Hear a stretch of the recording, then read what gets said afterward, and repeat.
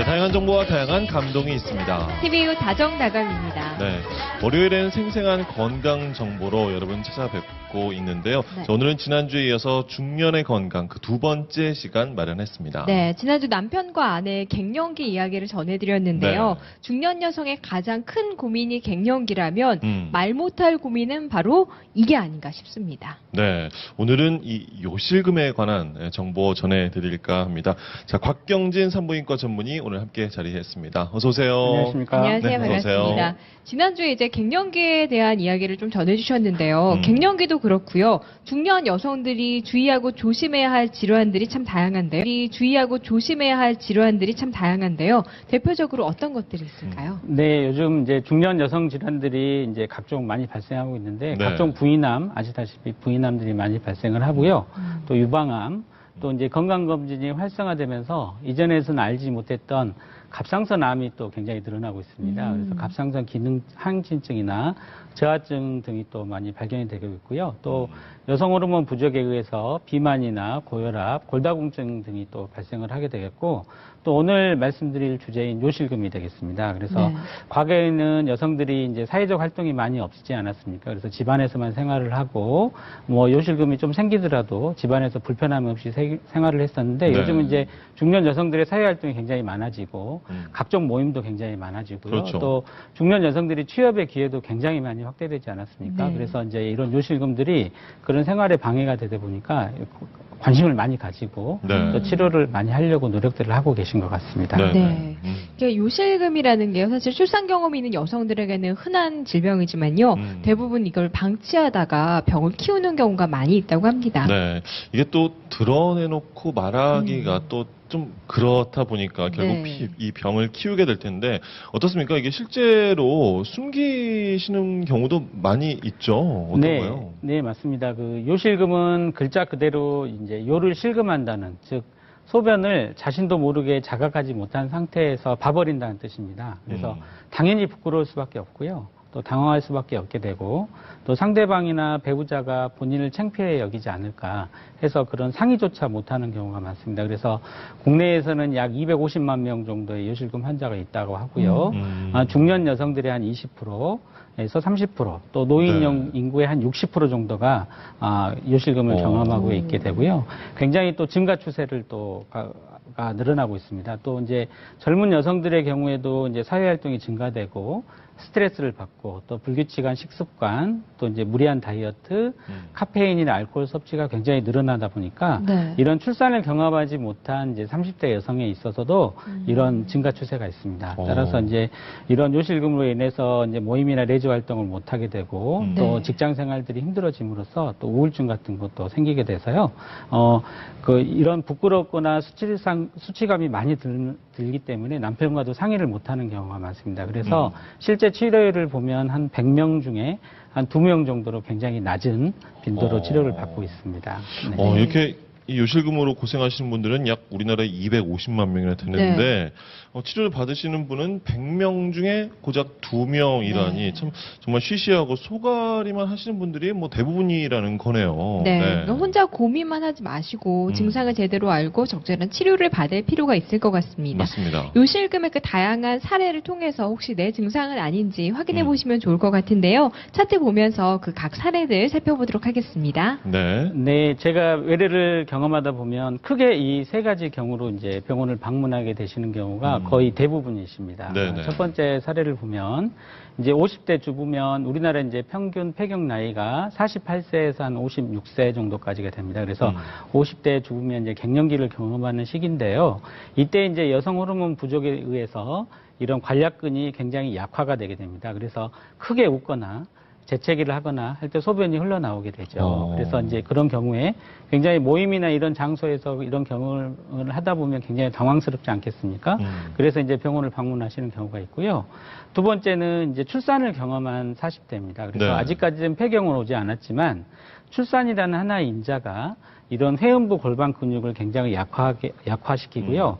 그다음에 분만을 하게 되면 회음부 근육이 파열이 되는 경우가 많습니다. 그래서 이런 출산 자체가 어떤 회음부 근육을 약화해서 밤에도 소변이 자주 마렵게 되고 또 소변이 갑자기 새기도 하고 또 자주 밤에 자주 일어나서 화장실을 가게 되니까 당황하게 되고 이런 네. 경우가 있어서 또 먼 거리를 외출을 하기가 힘들어지고 그래서 이제 방에만 있다 보니까 또 우울증이 오게 되고 이런 경우가 이제 40대 주부의 이런 경우가 되겠고요. 네. 마지막으로 이제 출산과 폐경을 경험하지 않았지만 젊은 미혼 여성들이 요즘 이제 날씨가 많이 더워지면서 카페인 음료 섭취량도 굉장히 늘어나고요. 또 예전과 다르게 이제 비만도 굉장히 늘어나고 또 사회적 분위기가 이런 꽉 끼는 레깅스나 어떤 타이트한 옷들을 입음으로 인해서 그렇죠. 고갑이 또 이제 상승하게 되고 그런 경우 때문에 또 소변이 흘러나와서 나는 왜 출산과 갱년기를 경험하지 않는 젊은 그러니까요. 여성인데 네. 이렇게 요실금이 있느냐 이렇게 하는 경우도 굉장히 많겠습니다. 그래서 이 세 가지 경우가 거의 외래를 방문하시는 환자분들의 거의 대부분이 아닌가 생각이 됩니다. 네. 네. 정말 이 중년 여성부터 이 아직 미혼인 젊은 여성들까지 뭐 다 네. 이렇게 나타나는 건데 왜 생기는 건지 또 뭐 몸에 어떤 이상이 생기면서 이 요실금이 나타나게 되는 건지 이게 궁금합니다. 네. 네, 이제 요실금이라는 병명 자체는 이제 요를 실금한다는 어느 하나의 증상만을 가지고 병명을 삼을 정도로 네. 굉장히 기저질환이 간단한 질환입니다. 그래서 우리가 잘 아시다시피 이제 방광이라는 거는 소변을 저장하는 기능이 있는 하나의 주머니지 않습니까? 그래서 이 소변을 저장하는 주머니에 입구가 약화가 되면 소변이 흘러내려오게 되는 거죠. 그래서 이 입구에 골반 근육, 요도와 골반 근육이 약화됨으로써 생기는 게 요실금이거든요. 그래서 이 약화되는 원인을 찾아봤더니 크게 두 가지입니다. 출산과 갱년기에 의한 호르몬 부족이죠. 그래서 저 그림에 보다시피 이제 소변이 방광 안에 차 있게 되는데 갱년기나 출산에 의해서 저 회음부 근육이 파괴가 되게 되면 네. 쉽게 배에서 압력이 생기는 중에 이렇게 저장되어 있는 소변이 기침이나 띵뛰기 등으로 갑자기 열려서 소변이 배출하게 되는 경우가 되겠습니다. 그래서 요실금의 원인은 회음부 골반 근육의 약화지만 그 원인은 갱년기와 출산이 되겠습니다. 네. 아, 그러니까 네. 자신의 의지와 상관없이 이렇게 불편한 거니까요. 생활이 불편한 건 물론이고 마음까지 굉장히 그러니까요. 조마조마할 것 같다는 생각이 듭니다. 그런데 요실금도요. 증상별로 나눠볼 수 있다고요. 근데 이제 요실금은 크게 세 가지 종류로 나눌 수가 있습니다. 첫 번째는 복합성 요실금, 그다음에 네. 두 번째는 절박성 요실금, 세 번째는 이 두 가지를 합친 건데요. 네. 이제 요실금이라는 거는 이제 여러분이 다 아시다시피 이제 소변이 새는 증상입니다. 그래서 소변이 왜 새느냐?